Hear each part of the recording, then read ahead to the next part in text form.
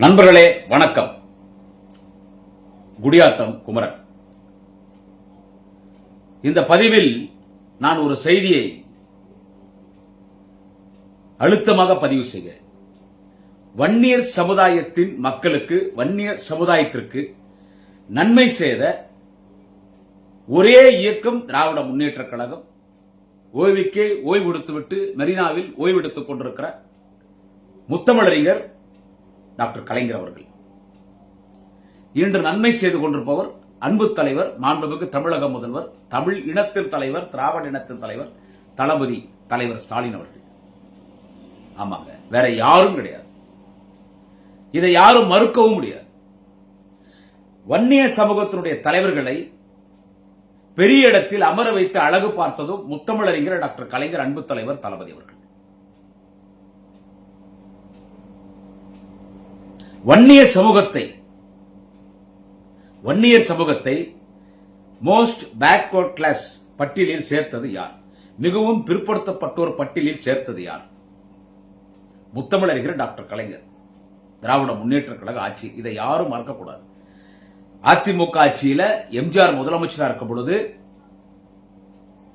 MBC வேணும்னு கேட்டு பாட்டாளி மக்கள் கட்சி தலைமையில் அனைத்து வன்னிய சமூகங்களும், பாட்டாளி மக்கள் கட்சி தலைமையில் அனைத்து வன்னிய சமூகங்களும், குறிப்பாக வன்னியர் கூட்டமைப்பினுடைய தலைவர் CN ராமமூர்த்தி போன்றவர்கள், இன்னும் பல வன்னியர் சங்கத்துடைய தலைவர்கள், ஐயா டாக்டர் ராமதாஸ், திரு தீரன் அவர்கள், பூத்தா அருள்மொழி அவர்கள், எல்லாவற்றுக்கும் மேலாக மரியாதைக்குரிய வன்னியர் சங்கத்தினுடைய தலைவர், வணக்கத்துக்குரிய அமரர் ஜே குரு, எல்லாவற்றுக்கும் மேலாக ஜே குரு, இவரெல்லாம் இந்த ஆர்ப்பாட்டம் நடத்தினாங்க. மிகப்பெரிய, எனக்கே ஞாபகம் இருக்கு. நான் ரொம்ப சின்ன வயசு, அப்போ நான் பெங்களூர்ல இருந்தேன். அப்போ ஒரு டெத்துக்கு வந்தா எங்களால வர முடியல. எங்க அப்பாலாவது மத்த வெட்டி போட்டுருந்தாங்க. கிருஷ்ணகிரி டிஸ்ட்ரிக்ட் எல்லாம் 3 நாள் ஒரு இஸ்லாமியர் வீட்டுல, அவங்க யாருன்னு தெரியல, நம்மளை பார்த்த உடனே அவங்க வீட்டுல அடைக்கலம் கொடுத்துட்டாங்க. நானே பார்த்தேன்.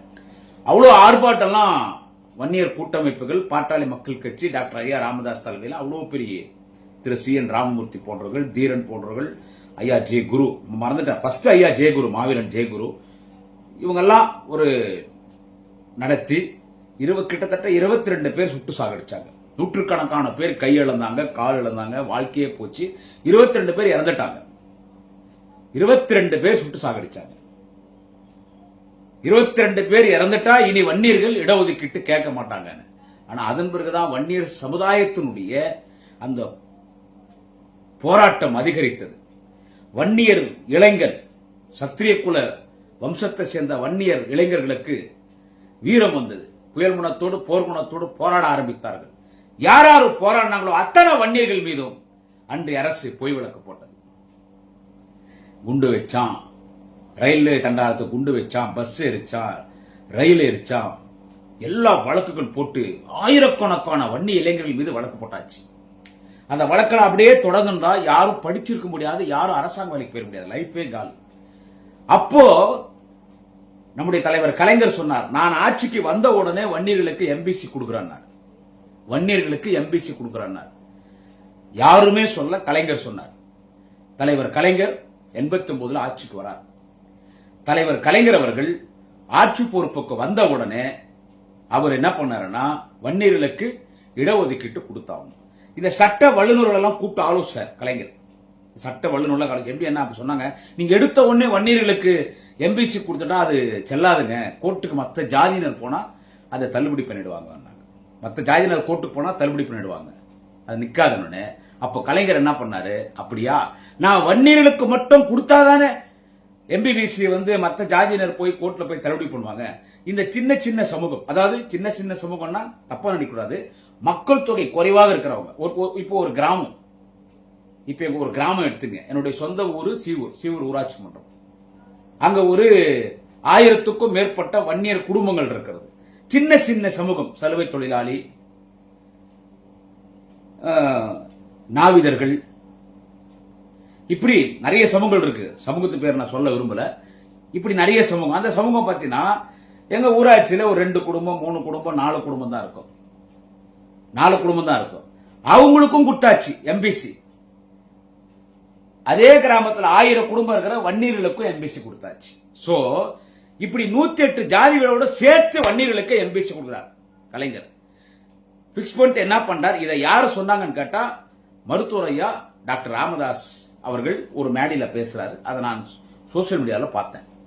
அப்போ 89 தலைவர் கலைஞர் அவர்கள் சேலத்தின் சிங்கம் தலைவர் வீரபாண்டியார் அவர்களை அழைத்தார். வீரபாண்டியார் சொல்லும்போது தலைவர் தான் சொல்லுவாங்க. நான் சின்ன வயசுல அவர்கிட்ட நெருங்கி பழகினவன்.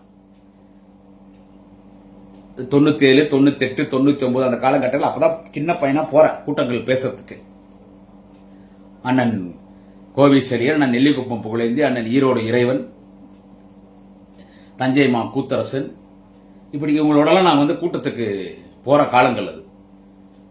வீரபாண்டி ஆறுமுகத்திட்ட ஐயா வீரபாண்டியார்கிட்ட தலைவர் என்ன பண்றாரு? வீரபாண்டியாரை கூப்பிட்டு தலைவர் வந்து வீரபாண்டியாரை கூப்பிட்டு டாக்டரை கூப்பிட்டு வா, டாக்டர் கூப்பிட்டுவாங்க, டாக்டர் ராமதாஸ் கூப்பிட்டுவாங்கன்றார். கூப்பிட்டு வந்த உடனே நீ கேட்ட எம்பிசி தான் புடி, அரசாணை உங்ககிட்ட கொடுக்குற அரசாணை புடி. இனிமே இந்த போராடுறது, பசங்களை கூப்பிட்டு மரத்தை வெட்டி ரோட்ல போடுறது, பஸ் போடுறது, 22 பேரை சுட்டு சாகடிச்சிட்டாங்க, இந்த வேலை வந்தா எம்பிசி புடின்னு கொடுத்தார்.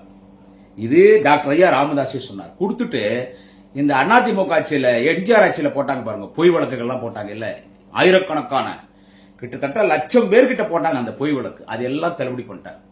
தள்ளுபடி பண்ணிட்டு இந்த 22 பேர் இறந்தாங்க இல்ல, அவங்களுக்கு மாதம் உதவித்தொகை அறிவிச்சிட்டார். எப்படி சுதந்திர போராட்ட தியாகிகளுக்கு, மொழி போராட்ட தியாகிகளுக்கு உதவித்தொகை வருதோ அப்படி இவங்களும் இடஒதுக்கீட்டுக்காக போராடிய ஒரு தியாகிகள் வீரமரணம் அடைந்திருக்கிறார்கள். வீரமரணம், வீர வன்னியர்கள் சொல்லி அவங்களுக்கு மாச உதவித்தொகை, அவங்களோட வேலை வாய்ப்புகள் முக்கியத்துவம், அவங்களுக்கு நிதி உதவி, அரசாங்கத்தை எல்லா சலுகையும் கொடுத்தார். கொடுத்து பாட்டாளி மக்கள் கட்சி என்கின்ற கட்சி யானை சின்னத்தில் ஒரு சின்ன ஒரு தொகுதி, 2 தொகுதி, 3 தொகுதி ஜெயிச்சுட்டு தமிழ அவங்கள சட்டமன்றத்தில் பெரிய எண்ணிக்கையில வர மாதிரி கொண்டு வந்தாரு. அவங்கள பார்லிமெண்ட்ல கொண்டு போய் அமைச்சர்கள் உட்கார வச்சாரு. பாட்டாளி மக்கள் கட்சி திமுகவால் வளர்ந்தது. அதை விட இன்னும் பாட்டாளி மக்கள் கட்சி வளர்வதற்கு ஒரு மிகப்பெரிய காரணம் அனைத்து வன்னியர்களும் பாமகவில் சேர்ந்ததற்கு காரணம் மறைந்த மாவீரன் ஜெயகுரு. ஆச்சா, இப்போ பாட்டாளி மக்கள் கட்சி அன்புமணி அந்த திமுக குறை சொல்றான். சரி, அவனோட பைத்தியக்காரனை பத்தி நம்ம ஏன் பேசுறது? ஆனா அவனை பத்தி பேசிதான் ஆகணும். அதுதான் இந்த பதிவு. இப்ப விழுப்புரம் பக்கத்துல நம்முடைய அன்பு தலைவர் தளபதி அவர்கள் ஒரு வருடத்திற்கு முன்பு அந்த 22 சாதிகள் எம்பிசி வேணும் சொல்லி போராடினாங்க பாருங்க. அந்த 22 சாதிகளுக்கு அதே மாதிரி வன்னியர் சமூகத்தின் மிகப்பெரிய தலைவர் கோவிந்தசாமி அவர்கள் அண்ணா பீரியட்ல மந்திரியா இருந்தவர். அவங்களுக்கெல்லாம் மணிமண்டபம் கட்டி வன்னியர்களுக்கு இவ்வளவு பெருமை தேடி தந்தது திராவிட முன்னேற்ற கழகம், தலைவர் கலைஞர், தலைவர் தளபதி. வன்னியர்களுக்கு என்ன பண்ணல? அன்புமணி வந்து வன்னியர்களுக்கு திமுக ஒன்னும் பண்ணல. வன்னியர்களை பார்த்தா முதலமைச்சர் திரு மு க ஸ்டாலின் பிடிக்காதுன்னு ஒரு வன்மத்தை தூண்டானே அவன் அன்புமணி. இதுல என்ன நியாயம் இருக்குது? நான் அன்புமணி கேட்கிறேன், ஏண்டா உனக்கு ராஜ்யசபா எம்பி பதவி கொடுத்தது யாரா? இன்னைக்கு அதிமுக கூட்டணியில போய் பிஜேபி மன்னிக்கணும், பிஜேபி கூட்டணியில போய் சேர்ந்துக்கின்னு அவன் ஏற்கனவே பிஜேபி கூட்டணியில தான் இருக்கான். இப்ப அதெல்லாம் அதிமுக சேர்ந்துக்கிச்சு. இவன் அங்க போயிட்டு அன்புமணி, டாக்டர் அன்புமணி, அந்த ஊழல் மணி, அந்த பொட்டி மணி, அப்பா அம்மாவை அடிச்சவன், அப்பா அம்மா கிட்ட சொத்தெல்லாம் திருடின்னு போனவன், பொண்டாட்டியை விட்டு மாமியார் அடிச்சவன், பொண்டாட்டியை விட்டு மாமனார் அடிச்சவன், அதாவது அன்புமணி அவங்க அப்பாவை சௌமியா அன்புமணி விட்டு அடிக்க வச்சான். திருமதி சௌமியா அன்புமணி அவர்கள் ஐயா ராமதாஸ் தவடமல்ல பலார் நடிச்சு 3 நாள் வீங்கி சூழல் பெருசாயிடுச்சு. ஒரு அம்மாவன் வரும் தெரியுமா? அம்மை நோய் ஒன்று வரும், தவடையில வீங்கிடும். இந்த வேப்பல அரைச்சு போடுவாங்க, அது அம்மா நோய். அந்த மாதிரி அவர்ப்பா 3 நாள் ரூம் விட்டு வெளியே வரல. அன்புமணி அவங்க அம்மா சௌமியா அன்புமணி செம்ம அடி அடிச்சு அவங்க நகை நெட்டு, பணம், அவங்க டாக்குமெண்ட்ஸ் எல்லாமே எடுத்துட்டு போயிட்டாங்க. அதான் பிரச்சனையே. சரி, அவன் குடும்ப பிரச்சனை நாசமா போட்டோம். இப்ப அவன் வந்து சொல்றான் இல்ல, என்னன்னு கேட்டா ஒண்ணுமே பண்ணல, வன்னியர்களுக்கு ஒண்ணுமே பண்ணல. இப்போ வேல்முருகன் இருக்காருல்ல, வேல்முருகன் தமிழக வாழ்வுரிமை கட்சியுடைய தலைவர், அவரு இப்ப கூட்டணி விட்டு வெளியே போயிட்டார். இப்ப அவரை பத்தி எல்லாம் யாரும் பேசுறதுல என்கிட்ட சொன்னாங்க, எனக்கு அந்த வேல்முருகன் கட்சி விட்டு கூட்டணி விட்டு வெளியே போனே நீங்க பதிவு போட்டு போறப்பா, அது ஒரு பெரிய விஷயமே கிடையாது, யாரும் அதை பேசல, நீ சோசியல் மீடியால பேசி வைரலா கேட்டாங்க. இல்ல, பேசிதான் ஆகணும். என்னன்னு கேட்டா, ஏன் பேசுறேன்னு கேட்டா, நானு அவரு என்ன சொல்றாரு? வேல்முருகன் வெளியே வந்து நண்பர் தான் இப்போ திருநெல்வேலியில பார்த்தேன் ஒரு 6-7 மாசம் முன்னால. அப்பயே ஒரு மாதிரி அதிருப்தியா தான் பேசினார் அவரு. இது நம்மகிட்ட நிக்காதுன்னு நினைச்சேன். அதே மாதிரி என்ன சொல்றாரு அவரு? ஏன் கூட்டணி விட்டு வேல்முருகன் வெளியே போனாரு? தமிழக வாழ்வுரிமை கட்சி ஏன் கூட்டணி விட்டு வெளியே போறாரு? அவரு 3 தொகுதி கேட்டாரு. 3 தொகுதி சுயேட்சை சின்னத்துல நிப்பாரு. நான் ஒன்னு சொல்லிட்டா, கூட்டணி கட்சியில குறைவா பேச தப்பு, தலைவர் இப்போ தொகுதி ஒதுக்கீட்டு பண்ணி அவங்கவுங்களுக்கு எத்தனை தொகுதின்னு சொல்லிட்டாரு. அவங்கவுங்க எத்தனை தொகுதி கொடுத்தா ஜெயிப்பாங்க. அதுல திமுக எவ்வளவு கஷ்டப்படணும், திமுக தொண்டர் ரத்த சிந்தனம் உயிர் கொடுத்து வேலை செய்யணும்ன்றது வேற விஷயம். அதை நம்ம பண்ணிடுவோம், பண்ணி ஜெயிக்க போறோம். ஆனா எனக்கு 3 தொகுதி கொடு, 4 தொகுதி கொடு, நான் சுயேட்சை சின்ன ஜெயிப்பேன்னா ஓட்டு போடுறது யாரு? அதை கொஞ்சம் யோசிக்கணும் நம்ம. இன்னொன்னு, திமுக தனி மெஜாரிட்டியில வரணும். 2006 மாதிரிலாம் வர முடியாது, வரக்கூடாது. 2006 காங்கிரஸ் ஆதரவு கொடுத்தாங்க, டாக்டர் ஐயா ராமதாஸ் அவர்கள் ஆதரவு கொடுத்தாங்க. நம்ம இல்லைன்னு சொல்ல வரல, கொடுத்தாங்க. ஏன்னா அப்ப எம்பி எலெக்ஷன் நெருங்குது. எம்பி எலெக்ஷனுக்கு திமுக வேணும், அங்க மேல திமுக வேணும், கொடுத்தாங்க. Right, okay. அந்த மாதிரி இப்ப நம்ம எப்படி இருக்கிறோம்? ஃபுல் மெஜாரிட்டி இருக்கோம். இப்ப நம்ம ஃபுல் மெஜாரிட்டி, இதே மெஜாரிட்டி நம்மளும் அதிக எண்ணிக்கையில் நிக்கணும். என்ன புடி உன்ன புடியெல்லாம் நான் ஓபனா பேசுறேன். என்ன புடி உன்ன புடியெல்லாம் நிக்க முடியாது. அதே நேரத்தில் கூட்டணி கட்சிகளுக்கான மரியாதையை தலைவர் தளபதி கொடுப்பார். உடன் பிறந்த சகோதரர்களில் ஒட்டி பிறந்த சகோதரர்களாகத்தான் அன்பு தலைவர் தளபதி அவர்கள் கூட்டணி கட்சி தலைவர்களை பார்க்கிறார்கள். அவர் வெளியே வந்துட்டார். வெளியே வந்து என்ன சொல்றார் வேல்முருகன்? 10.5 கொடுக்கல, அதனால தான் வெளியே வந்தேன். இது எவ்வளவு அயோக்கியத்தனமான ஒரு குற்றச்சாட்டு. எனக்கு அவர் வேல்முருகன் நல்லா பழகும், டிவி டிபேட்ஸ் நிறைய பேசிருக்கோம். என்ன வார்த்தை? நீ சீட்டு கேட்ட, நான் சுயேட்சையா எனக்கு 3 தொகுதி கொடுன்ற, வேணாம் வெளியே போயிட்டு ரொம்ப விமர்சனம் பண்ணக்கூடாது. அது கழக பொதுச் செயலாளர் மண்ணின் மைந்தரான துரைமுருகன் சொன்னார், அந்த கலைஞர் ஹாஸ்பிட்டல் சொன்னார், நீங்க வேல்முருகன் கட்சி விட்டு போனது எப்படி பாக்குறீங்கன்னு. இப்படி பாக்குறாரு. அப்புறமா பேப்பர்ல இப்படி பாக்குறார். அது அவர் வயசு, அவர் பேசலாம், விடுங்க. அடுத்து அவரே ஒரு விளக்கத்தை சொன்னார். இப்ப எங்க கூட்டணியில ஒருத்தர் வெளியே போறாருன்னா, நல்லாட்சி நடத்தினாரு தளபதி மு க ஸ்டாலின், நல்லாட்சி, திமுக ஆட்சி நல்லாட்சின்னு சொல்லிட்டா வெளியே போவாங்க, குறை சொல்லிட்டு தான் போவாங்கன்ற மாதிரி. இவர் வெளியே போயிட்டு என்ன பண்றாருன்னா 10.5 கொடுக்கலன்றார் திரு வேல்முருகன். 10.5 கொடுக்கலன்னு 5 வருஷம் எங்க கூட தானே இருக்கீங்க? சட்டமன்றத்தில் நீங்க கேட்டீங்க, அதுக்கு விளக்கத்தை தளபதி கொடுத்துட்டார்ல. 10.5 மேட்டர் வச்சு அரசியல் பண்ற அவன் அன்புமணி, அவன் ஒரு ஃப்ராடு, அவன் ஃப்ராட் பொலிட்டிஷியன், அவன் ஒரு ஃப்ராடு, அப்பாவே அடிச்சவன், அவன் கட்சியை திருடிட்டான். அது இந்த எலெக்ஷன் நான் ஒரு தொகுதியில ஜெயிக்க மாட்டான். நான் ஒண்ணு கேக்குறேன், இருங்க, இந்த வேல்முருகன் மேட்டர் முடிச்சிடுறேன். வேல்முருகன் நீங்க 5 வருஷம் இங்க இருக்கீங்க, உங்களுக்கு தெரியாது ஜாதிவாரி கணக்கெடுப்பு நடத்தணும். இப்பதான் 6 மாசம் முன்னால நம்ம போய் மோடி கிட்ட ரிக்வெஸ்ட் வச்சு இப்பதான் அவங்க ஜாதிவாரி கணக்கெடுப்பு நடத்துறதுக்கு அனுமதி கொடுத்து 6 மாசம் தான் ஆச்சு. 6 மாசத்துல ஜாதிவாரி கணக்கெடுப்பு நடத்த முடியுமா மிஸ்டர் வேல்முருகன்? நடத்த முடியுமா?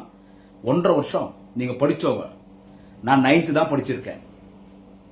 பெங்களூர்ல 9th பாஸ், பெங்களூர்ல 10th எக்ஸாம் எழுதும் போது தமிழ்நாடு வந்துட்டேன். இங்க ஒரு 10th பிரைவேட்ல அப்ளை பண்ணி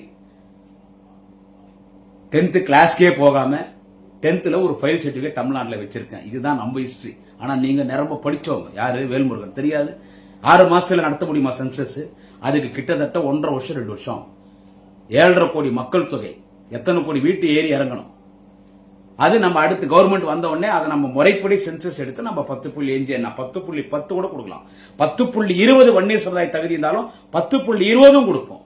வன்னியர்கள் மிகவும் ஒடுக்கப்பட்டவர்கள். வன்னியர்களுடைய கோரிக்கை நியாயமான கோரிக்கை, அது முறைப்படி செய்வோம். அன்னைக்கு தலைவர் கலைஞர் அவர்கள் எப்படி அந்த 10 அந்த தலைவர் கலைஞர் அவர்கள் எப்படி வன்னியர்களை எம்பிசி சேர்க்கறதுக்கு 108 ஜாதியோட சேர்த்து கொடுத்து இன்னைக்கு நம்ம எம்பிசியா இருக்கோம். இன்னைக்கு அவன் அன்புமணி டாக்டர் ஆகிறானா, அது காரணம் கலைஞர், அந்த எம்பிசி. அதெல்லாம் உங்களுக்கு தெரியும். நீங்க 3 தொகுதி கேட்டீங்க, 3 தொகுதி சுயேட்சையில கொடுக்க முடியாதுன்னு நீ வெளியே 10.5 கொடுக்கல. அமைச்சர்கள் ஊழல் பண்றாங்க, இந்த ஆட்சி சரியில்லை, இதெல்லாம் நான் வெளியே சொல்லுவேன்னா இதெல்லாம் நியாயமே? இங்க இருக்கும்போது அமைச்சர் ஊழல் பண்றாங்கன்னு தெரியலையா வேல்முருகனுக்கு? திரு வேல்முருகன் அவர்களே, இங்க இருக்கும்போது அமைச்சர்கள் ஊழல் பண்றாங்கன்னு உங்களுக்கு தெரியல? அப்பே நீங்க சொல்லிக்கலாமே. உங்க கூட்டணியில நாங்க இருக்கிறோம். என்னால உங்களுக்கு விழுப்புரம் மாவட்டத்தில் பல தொகுதிகள் வந்துச்சு, என்னால உங்களுக்கு கடலூர் மாவட்டத்தில் பல தொகுதிகள் வந்துச்சு, என்னால உங்களுக்கு தஞ்சாவூர் மாவட்டத்தில், நாகை மாவட்டத்தில், திருவாரூர் மாவட்டத்தில், காஞ்சிபுரம் மாவட்டத்தில், வேலூர் மாவட்டத்தில் சொல்றீங்கல்ல வன்னியர் பகுதி என்னால தான் நீங்க ஜெயிச்சிங்கன்னு. அப்ப நீங்க சொல்லிக்கலாம்ல, இந்த அமைச்சர் ஊழல் பண்றாங்கன்னு சொல்லலாம்ல, சொல்லலாம்ல. ஏன் சொல்லலாமே? பண்ணா சொல்லாம ஒன்னும் தப்பு ஒண்ணு இல்லையே. அப்ப சொல்லியிருந்தா நான் உன்னை பாராட்டி பதிவு போட்டிருப்பேன். 10.5 அதுக்கான விளக்கத்தை கொடுத்து ஐயா ஜி.கே. மணிகிட்டையும் கொடுத்துட்டாரு, டாக்டர் ஐயா ராமதாஸுக்கும் விளக்கம் கொடுத்தாரு, அவன் அன்புமணியோட பொய் பையன் உனக்கும் விளக்கம் கொடுத்தாரு. இப்போ உனக்கு தொகுதி நீ கேட்ட தொகுதி கொடுக்கல, ஏதோ சம் ப்ராப்ளம். என்ன காரணம்? திரு வேல்முருகன் யாரும் அவரை பத்தி பேசல, நான் பேசுறேன்னா விளக்கம் நான் கொடுத்தான் வன்னிய சமூக மக்களுக்கு. உடையாத்த குமரனும் ஒரு வன்னியன் தான். ஆனா நான் திமுக காரன் சொல்றதுதான் எனக்கு பெருமை. வன்னியர்கள் பேச்சு பேசுறதுனால நான் ஒரு வன்னியர்னு அடையாளம் படுத்தி பேசுறேன். எல்லாரும் தெரியும் நான் வன்னியன். ஒரு வன்னியன் பேசிய அந்த பாமக ஒரு சில பொறிக்கு பசங்க அன்புமணி பொறிக்கு பையன் கொடுக்குற பொறிக்கு பசங்க எவ்வளவு கரெக்டா பண்றாங்கன்னு உங்களுக்கு தெரியும். அதெல்லாம் நான் பேஸ் பண்றது நடிக்க என்ன சொல்றது. நான் என்ன சொல்றேன், அதாவது இன்னைக்கு என்னத்துக்கு வேல்முருகன் வெளியே வராருன்னா பாமக முடிஞ்சு போச்சு. இந்த எலெக்ஷனோட முடிஞ்சிடும் பாமக. அவரு போய் சசிகலா கூட கூட்டணி சென்றார். யாரு? டாக்டர் ஐயா ராமதாஸ் சசிகலாவோட கூட்டணி சென்றார். அது நம்ம விமர்சனம் நான் பண்ண தேவையில்லையான்னு கேட்டா, அவர் டாக்டர் ஐயா ராமதாஸ் பையன் பண்ண துரோகத்துக்கு பையனை காலி பண்றதுக்கு அவர் களத்தில் இருக்கிறார். சசிகலா எடப்பாடி பழனிசாமி சசிகலா பண்ண துரோகத்துக்கு அவங்க களத்தில் இருக்கிறாங்க. அது ஏடிஎம்கேக்கு சசிகலானால மைனஸ், டாக்டர் ஐயா ராமதாசால அந்த பொறிப்பை அன்புமணிக்கு பாமகக்கு அது மைனஸ்.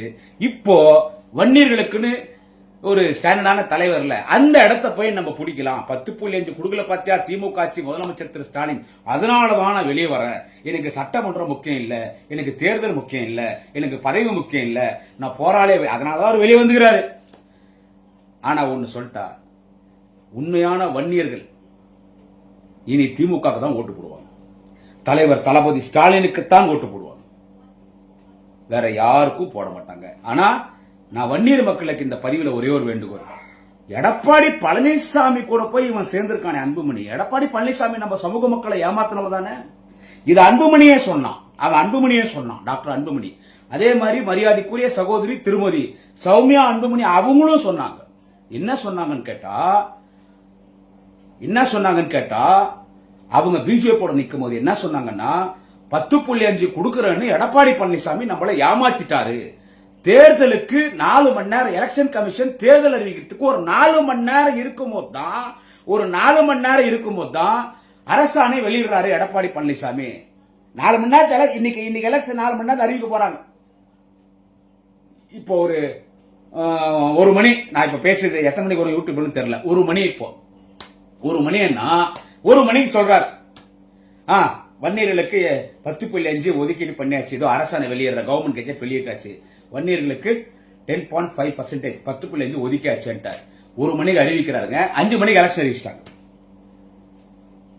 அன்புமணிக்கு நல்லா தெரியும் இது வெறும் வாயில வடை சொல்றது இது வேலைக்கு ஆகாது, நாளைக்கு அவனா கோர்ட்டுக்கு போனா தள்ளுபடி போடுவாங்க. இப்ப தேர்தலை சந்திக்கா எடப்பாடி 10.5 குத்துட்டாரியா, டாக்டர் அன்புமணி கேட்டு குத்துட்டாரியா, டாக்டர் ஐயா ராமதாஸ் கேட்டு குத்துட்டாரியா. வன்னியர்களே பார்த்தா அன்னைக்கு நாங்க எம்பிசி வாங்கி கொடுத்தோம், 10.5 வாங்கி கொடுத்தோம், ஓட்டு எங்களுக்கு போடுவோன்னு எடப்பாடி ஏமாத்திட்டாருன்னு இதே அன்புமணியும் சொன்னா, சௌமியா அன்புமணியும் சொன்னாங்க.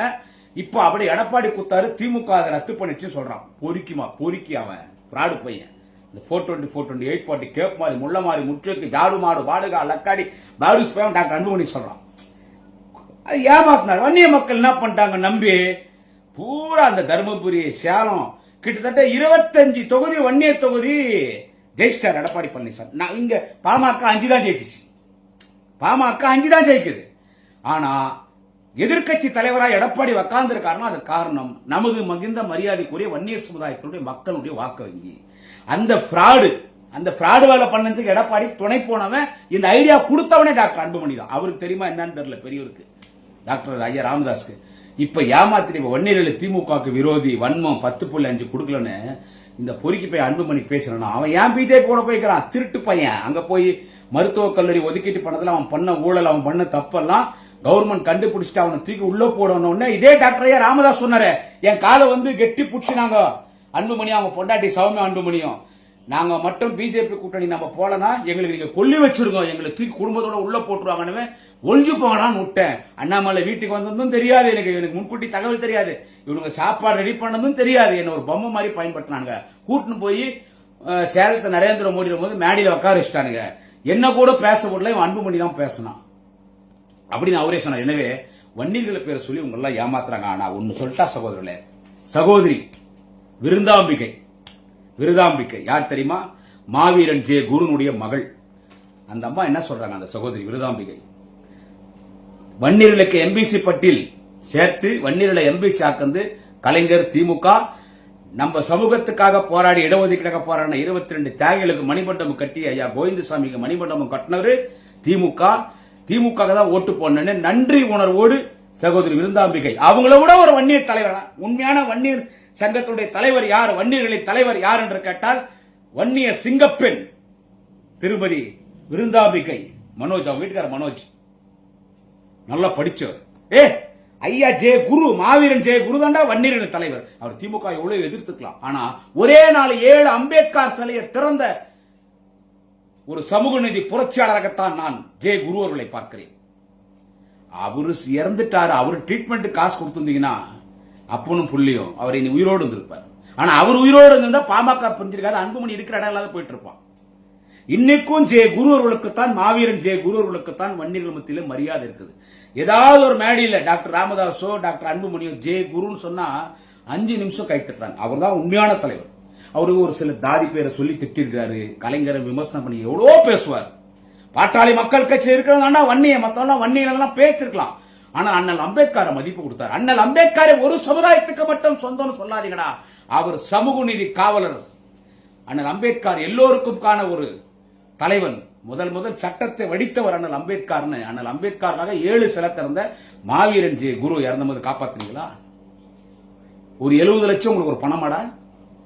வன்னி அறக்கட்டளை எத்தனாயிரம் கோடி கொள்ளை அடிச்சுட்டான் அன்புமணி, காப்பாத்திக்கலாம். என்கிட்ட பணம் இல்லான்ட்டான். கேட்டா தென்னை மரம் தோப்புல இருந்து இந்த கீழே விடுற அந்த தென்னை குறுத்து, அதான் அந்த மட்டை அதை வச்சுதான் நாங்க புழக்கம் நடத்துறோம்னு சொல்லி கடைசியில திராவிட ஆழ்வாரான டாக்டர் ஜெகதர்ஷன் உதவி பண்ணார். எங்கள் கட்சியின் கொள்கை பொறுப்பு செயலாளர், கடவுளாக இருக்கிற வன்னிய சமூகத்தை சேர்ந்த திராவிட ஆழ்வார் டாக்டர் ஜெகதர்ஷன் உதவி பண்ணார். சோ இதெல்லாம் பேசினா எவ்வளவு பேசினா, வன்னியர்கள் திமுக ஒண்ணு பண்ணலன்னு சொல்லிட்டு வேல்முருகன் வெளியே போதா. அவன் அன்புமணி கூட அவன் பொறிக்கு பையன், அவன் இந்த தேர்தலோட காலி, அவன் திருட்டு பையன், அவன் திறன. அவன் நம்பி எல்லாம் யாரும் போவாதீங்க. வன்னியர்கள் தலைவர் தளபதிகிறார், நாளைய தமிழக உதயநிதி ஸ்டாலின் கண்டிப்பா 2026 இது மே மாசம் 4ஆம் தேதி ஓட்டு எண்ண போறாங்க. ஏப்ரல் 23 தேர்தல் வருது. 4ஆம் தேதி ஓட்டு என்றாங்க. இன்னத்துக்கெல்லாம் லீடிங் தெரிஞ்சிடும். 4ஆம் தேதி இன்னத்துக்கெல்லாம் லீடிங் தெரிஞ்சிடுங்க. லீடிங் தெரிஞ்சிடும். இன்னத்துக்கெல்லாம் 200க்கும் மேற்பட்டதோ திமுக கூட்டணி ஜெயிக்கும். தலைவர் தளபதி வந்த உடனே ஜாதிவாரி கணக்கெடுப்பு நடத்துவாரு. நம்ம வன்னிய சமூக மக்களுக்கு 10.5 10.10 கொடுப்பாரு. அன்புமணி நம்ம சமூக மக்களை வச்சு ஊரையா மாத்திர ஃப்ராடு பையன். இதுல சைட்ல கேம் ஆடுறார் திரு வேல்முருகன். வேற எதுவும் நான் பேச விரும்பல. எனவே வன்னிய சமூகத்தின் மக்களே, குறிப்பாக நம் சமுதாயத்தின் மக்களுக்குத்தான் இந்த பதிவு. உதயசூரியனுக்கும் திமுக கூட்டணிக்கும் வாக்களிங்கள். அவன் அன்புமணி ஒரு ஃப்ராடு, அவனை நம்பாதீங்க. நம்ம வன்னிய சமூகத்தின் குலச்சாமி நம்மள எம்பிசி பட்டியல சேர்த்தாரே தலைவர் கலைஞர், அவர்தான் வன்னிய சமூகத்தின் குலசாமி. முத்தமிழர் டாக்டர் கலைஞர் வன்னிய சமூகத்தின் பாதுகாவலர், காவலர், அனைத்து சமூகத்தின் தலைவராக, அனைத்து தமிழ் சமூகத்தின் ஒட்டுமொத்த தலைவராக இருக்கிற நம்முடைய தலைவர் தளபதி, நாளைய தமிழக உதயநிதி ஸ்டாலின் என்றைக்கும் வன்னிய சமூகத்திற்கு பாதுகாப்பு. யார் என்றால் திமுக. எனவே ஏப்ரல் 23ஆம் தேதி நடைபெறுகிற பொதுத் தேர்தலில் வன்னிய சமூக மக்களே, உதயசூரியன் சின்னத்தில் வாக்களியுங்கள். நன்றி, வணக்கம். நாளை இன்னொரு பதிவிலே சந்திக்கிறேன். குடியாத்தம் குமரன்.